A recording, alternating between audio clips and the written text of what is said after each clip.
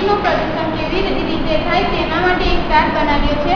આપણે પ્લાસ્ટિકને નદીના પાણીમાં ફેંકી દઈએ છીએ અને તે જ આપણે વ્યવહારમાં અને પીવા માટે લઈએ છીએ અને તેનાથી ઘણા બધા રોગો થાય છે. તેવી જ રીતે જમીનનું પ્રદૂષણ, હવાનું પ્રદૂષણ વગેરે છે.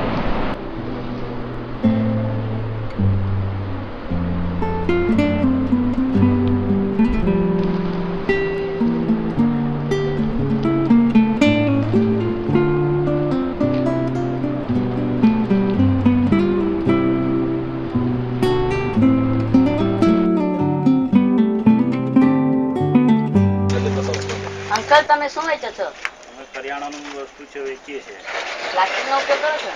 પ્લાસ્ટિકમાં જે પ્રોડક્ટમાં જે કંપની પ્રોડક્ટ આવે છે એ જ પ્લાસ્ટિક આવે છે, એની સિવાય પ્લાસ્ટિક નથી રાખતા. તો પ્લાસ્ટિકનો ઉપયોગ ઓછો કરવો જોઈએ. ઓછી રાખીએ.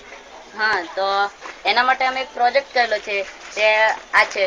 તો પ્લાસ્ટિક એક અને સમસ્યા અનેક છે. આ ચાર્ટમાં દર્શાવેલું છે કે આપણને કાં પ્લાસ્ટિક ફેંકવું જોઈએ નહીં. આપણને કાં પ્લાસ્ટિક મળે તો આપણે ડસ્ટબિનમાં જ નાખવું જોઈએ. આપણે નદીમાં કે અન્ય કંઈ પણ જળાશયમાં પાણી નાખવું જોઈએ નહીં. નદીમાં પ્લાસ્ટિક નાખીએ તો નદીનું બધું પાણી સમુદ્રમાં જાય. સમુદ્રમાં તો 90% જેટલું પ્લાસ્ટિક છે. તેથી આપણને પ્લાસ્ટિક નદીમાં કે અન્ય કાં પણ નાખવું જોઈએ નહીં. ડસ્ટબિનમાં જ નાખવું જોઈએ. નહીં કરીશું એમ બનતી કોશિશ છે પ્લાસ્ટિકનો ઉપયોગ નથી કરવાનો.